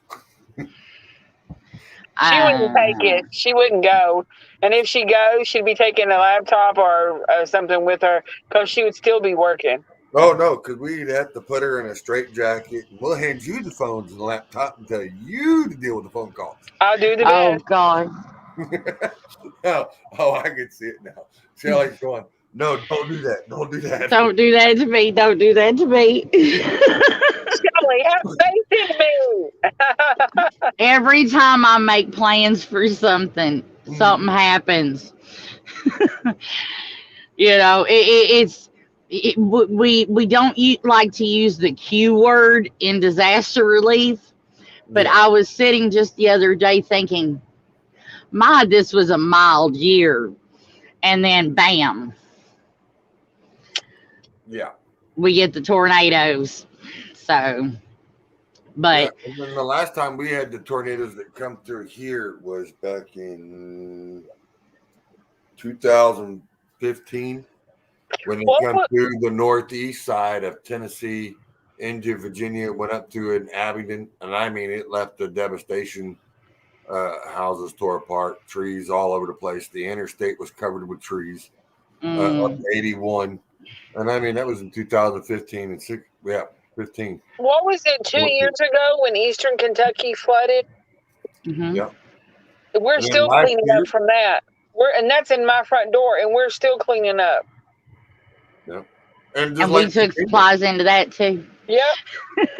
and it's just like Virginia. Just now, they have the senators now going back to the federal government to get FEMA relief to the people that had the whole town washed out. Their whole complete town got washed out. Mm-hmm. Olive Hill did. Olive Hill's whole town got washed out. And they're getting the senators to go and fight for them to be able to get relief because they only certain not damaged enough. Yeah, only certain areas qualified for FEMA relief. I think there was 22 counties in all that was damaged in that, and I think they only handed it out to a handful. Yeah, yeah. And which is sad. It was sad because I thought it was wrong. I mean, you got people. Oh, the whole town is gone. I mean, the whole town is gone. Everything went down the river. I mean, the houses were flooded. I mean, completely flooded. I mean, as far as 9 foot up, completely full of mud. Yep. I mean, how do you expect someone to live in that? And they said, "Oh no, we're not going to help them." They're going, "Well, these people couldn't even afford could afford house insurance or flood insurance, and it's not even supposed to flood here, and it did." Yeah. So I mean, everybody around everywhere has gotten it this year. For this year, and part of last, it's been a weird weather pattern for everybody, and the only thing I can say is we're glad that you are out here doing what you can do to help everybody else. You know, we try to help everybody we can, and we could help more if more drivers come together. Joyce Rice, and I guess she lives on the west side of Tennessee. She sits there and says West Tennessee gets hit with tornadoes a lot, possibly again this Thursday. I'm with the storms coming in again. Yeah. Yeah, that's what I heard. I'm trying to get out of the great white frozen tundra up north. Yeah. I don't want to get caught in it. No. Because up there, it turns into ice and snow, and then you really get screwed. Yeah, but it makes fun for ice skating. Yeah, but you're not supposed to do it in an 18-wheeler now. I know. Well, I know. I know. It happens. It happens. I sat there in my head. No, Shelly. No. Hold on. I got something to show you. I think it's still on here. Let me see where it's at. I believe I still have it. Should be right there. Nope, that ain't it. Did Justin remove it? I think he removed it. Ah. I actually had a bull hauler. He was running. You can see where one bull hauler's off the side of the road. The other one, he actually made it, but it was almost a mile long ice road. And he was loaded. You can sit there and watch his truck turning and his trailer slide. I mean, he was just all the way up until he got onto the dry spot and made it. Yep. One bull hauler was already off into the field. And it was crazy. Well, honey, I'm sure you have other guests you need to talk to. But no, Shelly, it's all about you, baby girl. It's all about no. Yes, it's not about me. The show was all about trucks with room to spare. It's all about trucks with room to spare, baby. Yep. Well, and everyone needs to realize that yes, I run trucks with room, and we have volunteers that help out with it. But it's a nonprofit, and without the drivers, it wouldn't exist. Yeah. Without the drivers that step up and help and get things where they need to go, it wouldn't exist. And the impact that we make on the industry and the public perception of truck drivers is, it's what defines us. Yeah. And the impact that we can make if more drivers got involved would be astronomical. Yeah. And that's where we were trucking with V and with a few others, and they were sitting there saying, if with the followings that we have, and she's got like almost 6,000 or 10,000 somewhere in there in following.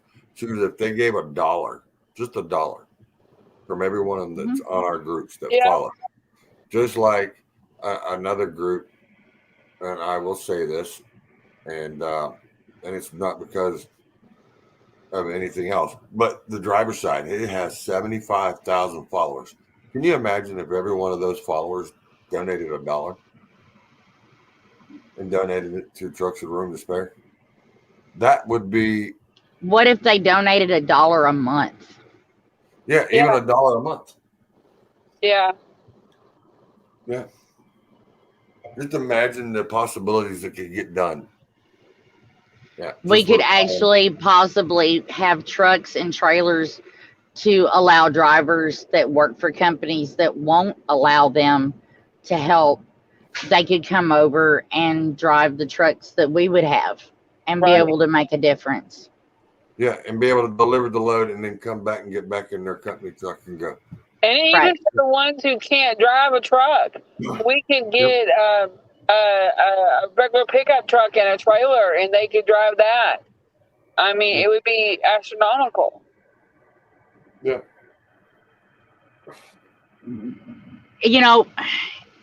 I have dreams and aspirations for the organization. I think any good president or executive director of a nonprofit has in their mind what the organization could be and the impact and the people that they could help.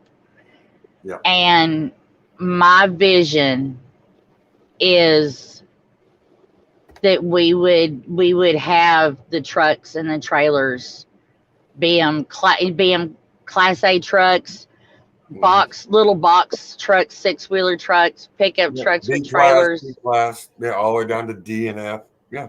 That whomever wanted to help could help. Yeah. And just like John Priest says, people watch what truck drivers do when they see a truck driver step up to the table. That opens the door because they know we are not selfish. Their participation changes about their precipitation changes about us. So the more that we do, he put his truck drivers, us truck drivers, the better we look at the public. We are not the robbers, not the killers, but we are the lifeline and we are the supply chain. And he's right. We are. That's very right. Yeah. We truck drivers are our biggest enemy. Right. And we wonder why everyone looks at us like we're fools and we're idiots. And don't get me wrong, I love to have as much fun out here as the next person. Yeah. But we still haven't, back in the old days, it was the snap button shirts and the blue jeans and the boots, and that was the trucker image. Yes. We don't have to go to that extreme. No. But the professionalism, I think, to an extent we need to bring back. Yes. We're a skilled profession, and most of us are small business owners, and a lot of us don't act like it. Yep. As John said, like I said, John is one of those old school truckers. He's been doing it for 43 years. He is. He's got a few years on me. But John is he's all about the old school brotherhood too. Old school truckers, old school brotherhood, bring it back. And that's what he tells me every time. Let's bring it back. Let's do something to bring it back. Yep. Well, we have signed up for a booth at Matt's for next year. Keep our fingers crossed. We don't have another COVID friggin' stops it. Yeah. But if anybody wants to, we are looking for sponsors to help pay for some of it. Otherwise, we'll just pay for it ourselves, Yeah. But it's an option for someone to get some publicity, get mentioned, banner, such. We're also looking for items, donated items for the raffles during the event, during the weekend. So if there's companies out there that want to step up and maybe donate something and get a little recognition at Matt's, give us a holler. Well, I've been thinking about it, and I knew they were coming up, and I think Left Lane with Lefty is going to be at Matt's this year too. I might just come over and join at you guys' booth. Hey, come on. Come on. Yeah, right. So, yeah. So, I mean, it's something to look forward to instead of, I am super stoked about it. I am super stoked. It'll be a nice break. I tried to get up there in 19, and that's when Shelly was up there. She had her booth. And there was a few people that were stopping by. She had someone, I can't remember who else you had with you. There was Jim Bardsley, Yep. Cheryl Pollard was there, Lisa and Lee Schmidt was there. And I was going to head up that way, and things ended up going different. And I think part of that was because of Mama. So I didn't get the chance to make it. But yeah, that was what I wanted to do. And I said, you know what? I'll hit Matt's in 2020. I said, all right, we're going. Next thing they said, COVID. I'm like, damn, they just canceled out Matt's. And they canceled out GATS. And then they started canceling everything. Yeah. They canceled the truck shows. And it put a damper. Yep. But we're going to have some fun at Matt's next year in March and go see the sights. It ought to be a good one. You know, everybody's been pinned up. Been able to go to a big truck show in 2 years. So it ought to be an off the chain event, hopefully. Oh yeah. And I know I'll see quite a few people there. It's going to be there too that I know. So yeah. Yep.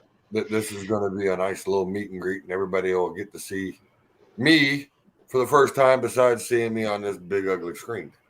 There you go. But I will say this, and I'll let you say your last little bit because I know you guys got to get up and get ready for work and everything else because I know you got to get some sleep. And I got about 15 emails sitting here staring me in the face. Yeah, so. And you got to be answering stuff. So yes, go ahead, Dylan. I see you itching to say something. No, I was just looking back at my lights, thinking I had them fixed, but fuck, they're not.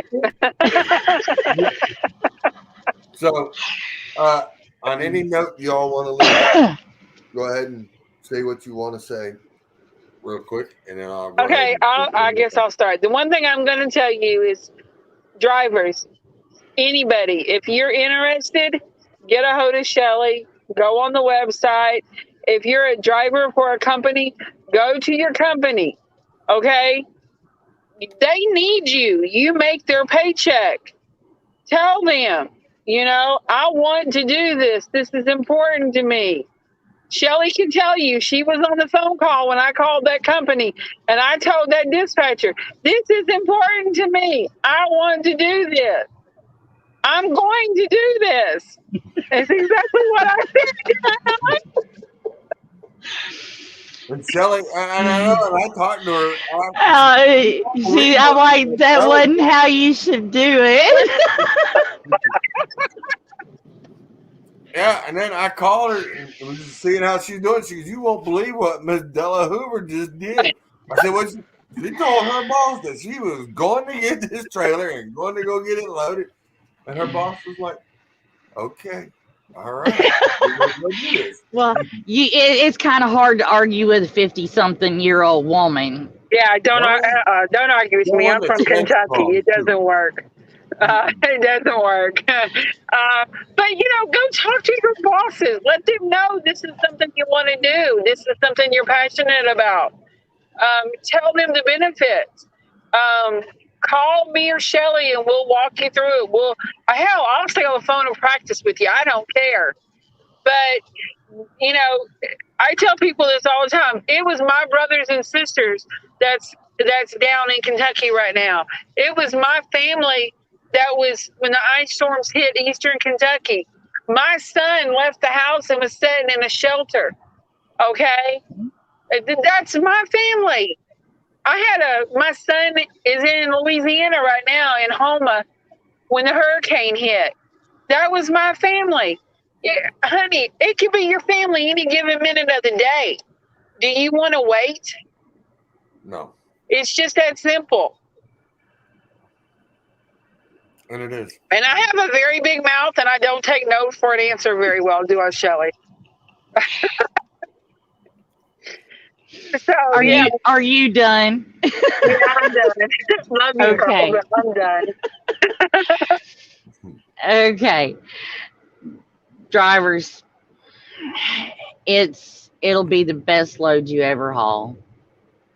It may be one of the most challenging. We try to make them as easy as we possibly can. But it'll be the most rewarding. And you might even, tear up a little. But if you're interested, we're starting a text service. If you will text the word haul to 484848, That is where we will start sending out daily lists of shipments that are available that need to be moved. And you can sign up for that text list by texting HAUL to 484848. And or you can send us a message. There's a contact us form on our website, truckswithroomtosspare.org. You can send us a message on Facebook, and God knows half of America's got my cell phone, or at least half the government does. Well, and if not, it's going across the ticker on the bottom down there. There you go. That's our toll-free number. No excuse. I'll even pay for the phone call for you. So feel free to give us a call. We'll answer any questions you got and try to help you out. Oh, we also have a new area that just opened up. Grayson, Kentucky has got a Trucks with Room to Spare now too. Yep, we've expanded. Yeah. Nice. So what do you got going over there? Is that for storage or for supplies or new warehouse location? Nice. So now you got a little more room to where you can stick more stuff. Right. Nice. I like that. But thank you for having us on, Charles, and thank you for talking about it. Hey, no problem. Thank you, Charles. I told you I will do whatever I can do for you ladies. And this is something that needed to be done. I appreciate it. You know, if you hear of anybody. Say hi to us. Oh, sorry, Shelley. You're fine. I try to hide. Nobody even sees me around anymore. So. I don't care. You can say hi to me. You can stop in at any time here with Lefty at Left Lane with Lefty anytime. You know. I know. You know you can call me. You know I can call you. I try not to That's aggravate you because I know you got too many phone calls going on. I do have a special guest that wants to stop in and say something. He's got something going on, and you might like what he's got going on. Oh, wow. What's up, Mr. Airy, which is Mr. Twisted? Good evening, Lefty, Sheila, and Mama D. How's everybody doing tonight? Pretty good. How are you? I am doing just fine, ma'am. I am doing just fine. Thank you for asking.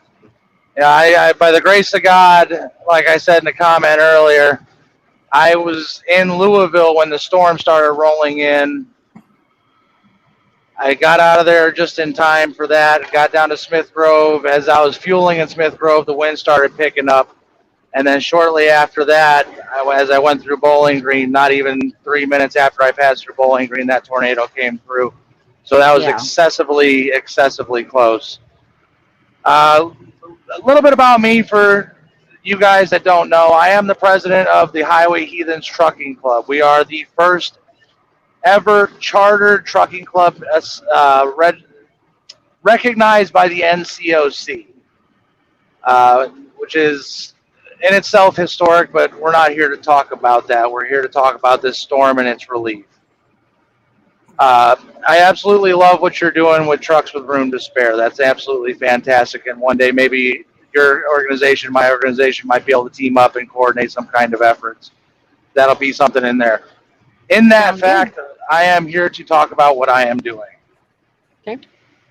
We have a member who has family from Mayfield. His entire family is based out of Mayfield. And that really wasn't what prompted this. Myself, my vice president, and a few of my other superiors, we all came together and we decided we were going to start a fundraiser for the Mayfield Fire Department to help them get the supplies that they needed, everything like that. So currently we are trying to raise $400,000 to give to the Mayfield Fire Department. If you go on to our Facebook page, we do have a page. You can find us at the Highway Heathens TC. There is our Fundly web fundraiser. You can donate to it. You can share it out if you're on social media. Every little bit helps. And, you know, it not only helps, like you were saying earlier, it's not all about the money. You're absolutely right. It's about the supplies that get there. And with what we're doing, it'll help them get the supplies that they need, be it it's by your organization or just getting them in through other means, you know. So I do hope that you get as many people as you can to help out. I know on our side personally, we have 2 or 3 different trucks that are trying to get down there and get some stuff. I got a dry van, a flatbedder, and I even got a dump truck company that owns dump trucks up in the UP of Michigan that's trying to figure out how he can help.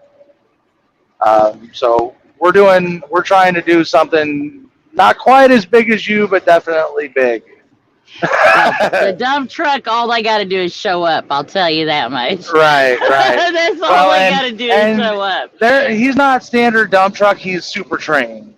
So he's a regular, like a big, longer dump truck, and then he's got the B-train trailer as well. Yeah. Right.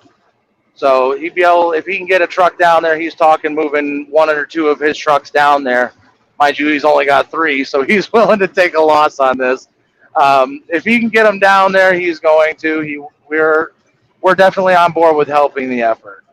Right. You know, and like I said, you know, one of my other members was also in Louisville. I actually stopped. One big thing about my organization is we are about helping other drivers, everything like that, getting back to the brotherhood, so forth, so on. So we do driver meetups on a regular basis. We help each other out. Well, it just so happened that the night that the storm rolled through, myself and 4 other of my members were all in Louisville, just off of Fern Valley Road, just hanging out, having a good time, doing what they used to do back in the day. And we got the news of Mayfield. My friend who has his whole family down there, his entire family is down there. Most of them are first responders. So that really hit home to him.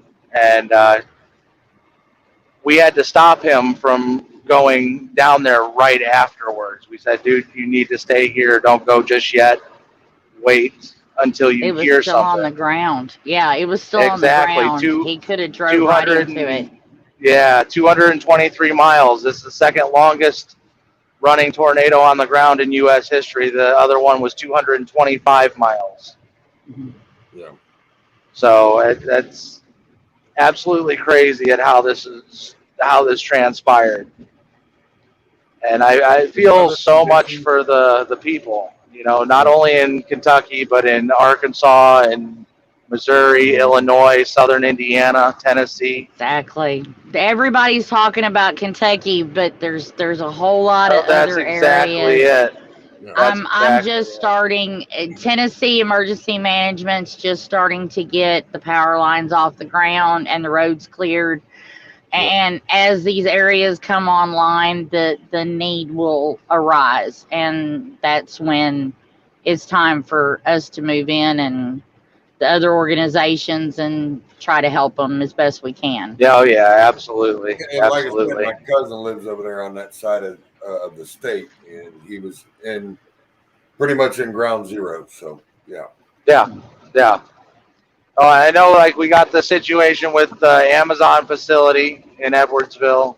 Yeah. That's one that's kind of going under the radar. Everything seems to be being overtaken by Mayfield. Of course, Mayfield is the hardest hit. That was a total devastation for that town. Yeah. But did y'all know that there was a jail underneath that courthouse?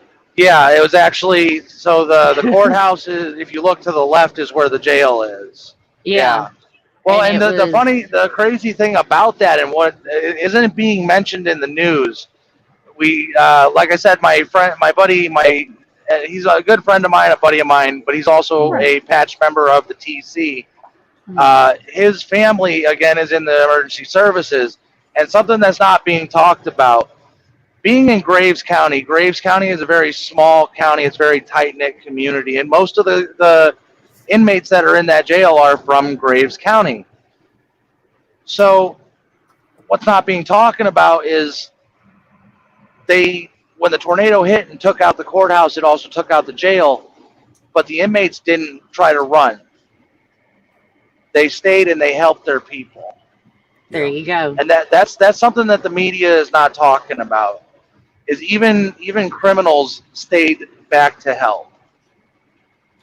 Yeah. Yep. You know, we didn't see this kind of thing with Joplin. We didn't see this kind of thing with El Reno. We didn't see this kind of thing with any of the massive EF5 tornadoes that have hit. But I think that in itself is amazing. Yeah. This tells you how much compassion, even if you are a criminal, that they have compassion about their own town. Well, they remembered their raising. Yes. Right? We remember our raising. You got that right. Somebody's mama had tore their butt if they hadn't have stayed and helped. That's it. See, me personally, I'm not from Kentucky. I'm from its close neighbor. I'm from Indiana. You know, I was raised in Northwest Indiana. Yeah, I was born in Valparaiso, grew up in the northern corner there, and now I'm actually a resident of Florida. I live in Rockport now. Oh, you live in Rockport. Okay. Mm-hmm. Yeah, we see our fair share of those storms up there as well. It's not too often, but we don't get stuff like this. Yeah. Not up there. You know, Kentucky doesn't normally get stuff like this. And the crazy part about it is it's December. Mm-hmm.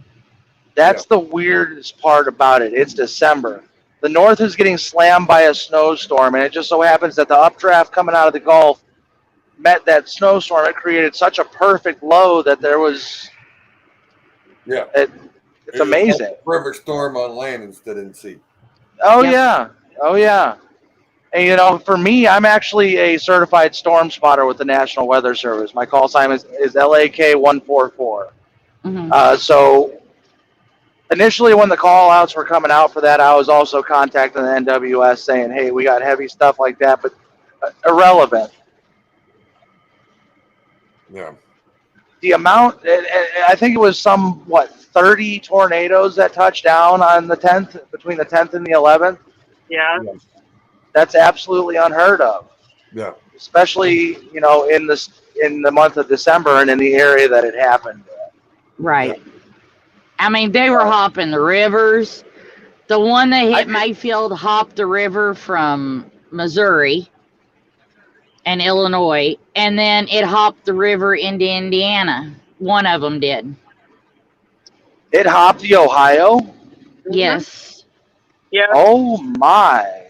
There was a tornado that was coming to the northeast out of Kentucky, and it crossed the river there between Henderson and Owensboro, and aimed toward Rio. Right. Wow. I didn't even know that. I knew that there was one that when it tracked up that way, I didn't know that it jumped the river. Yeah, and that's the same one that hit Mayfield. That's the one that hit. No. You know, that's not the same one that hit Mayfield. No, it was a different one. It spun off of it. Really? Yeah.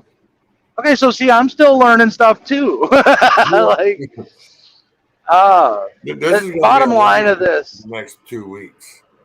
Yeah. Well, bottom line of this, you know, I hope that we can all do something to benefit these communities. Not just Mayfield, but Bowling Green. Bowling Green is going under the radar as well when it comes to this. They suffered a lot of damage in Bowling Green. Well, and you know, like over in Cheatham County, over on the west side of Nashville, that you don't hear them talking about it, but 10 tornadoes touched down right there, just in that section. 10. Yeah. And and that's unusual for it to have 10 to drop. And I mean, 2 F2s dropped within a mile of each other and ran the same almost identical paths.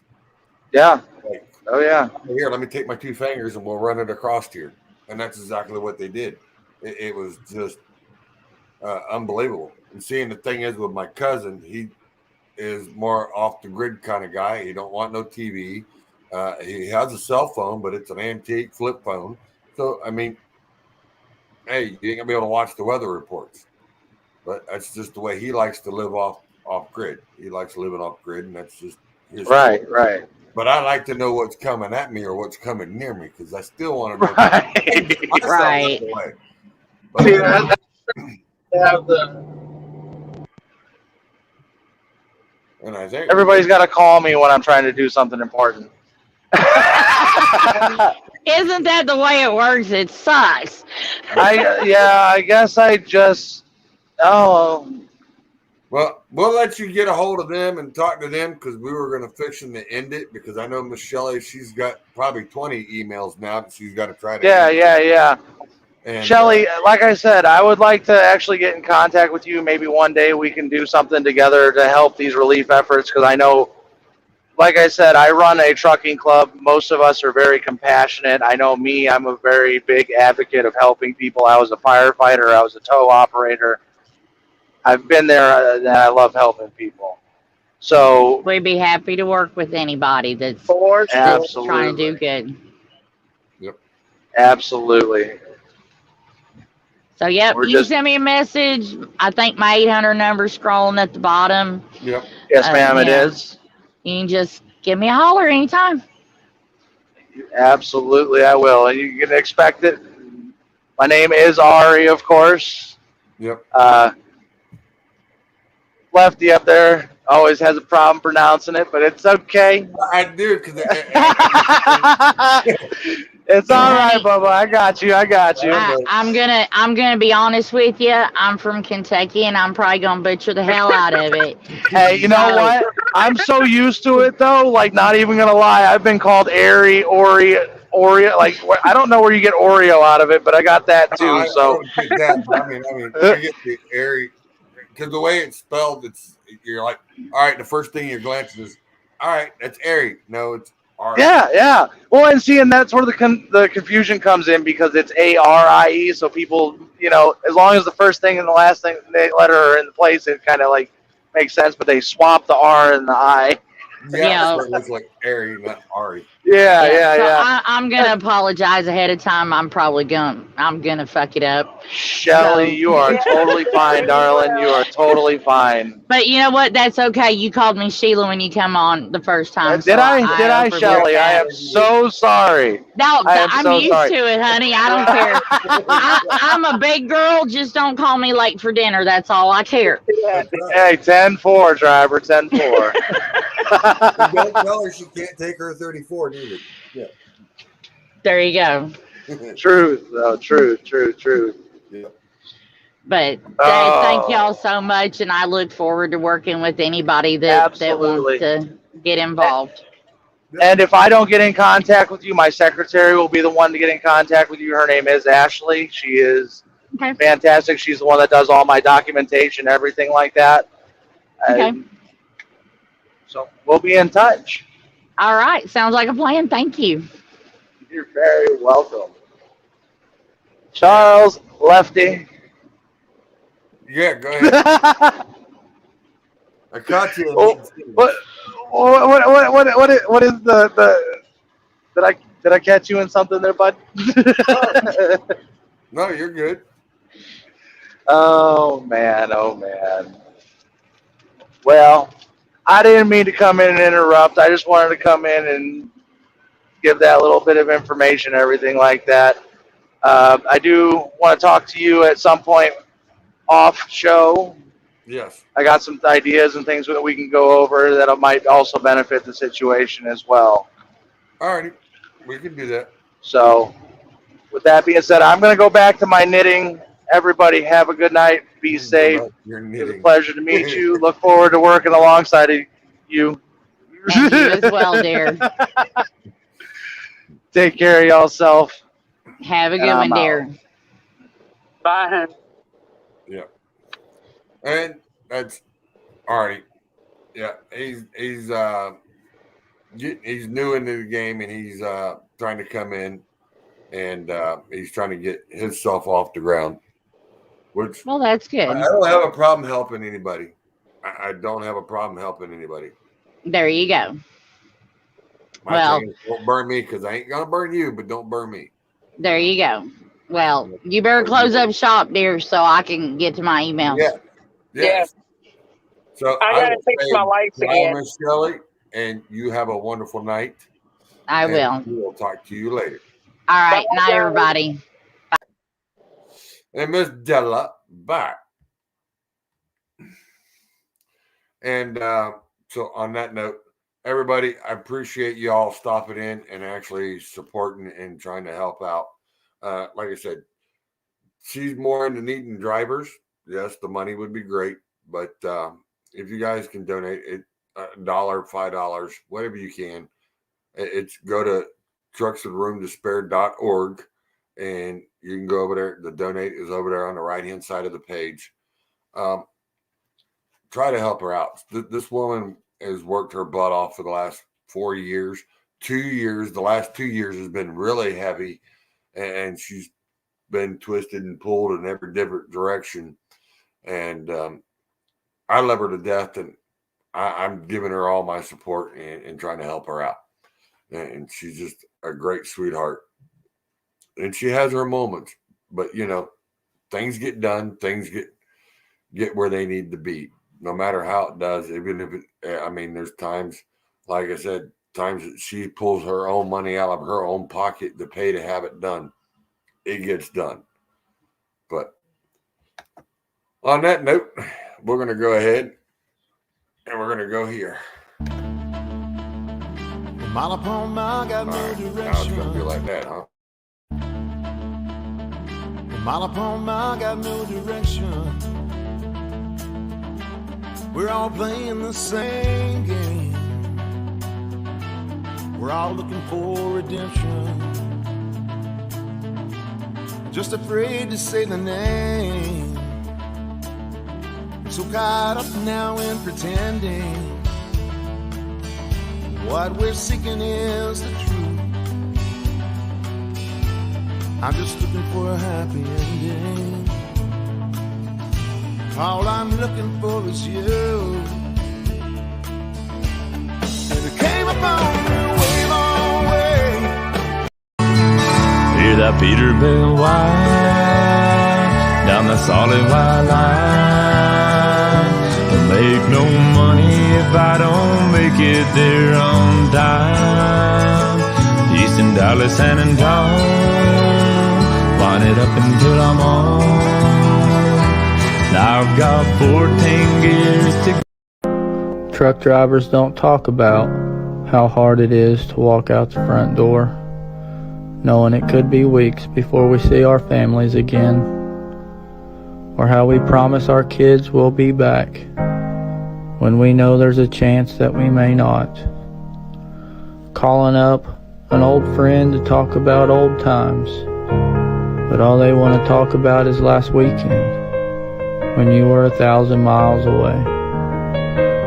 Working a long 14-hour day, backing in and shutting down. Open up social media just to see family and friends gathering.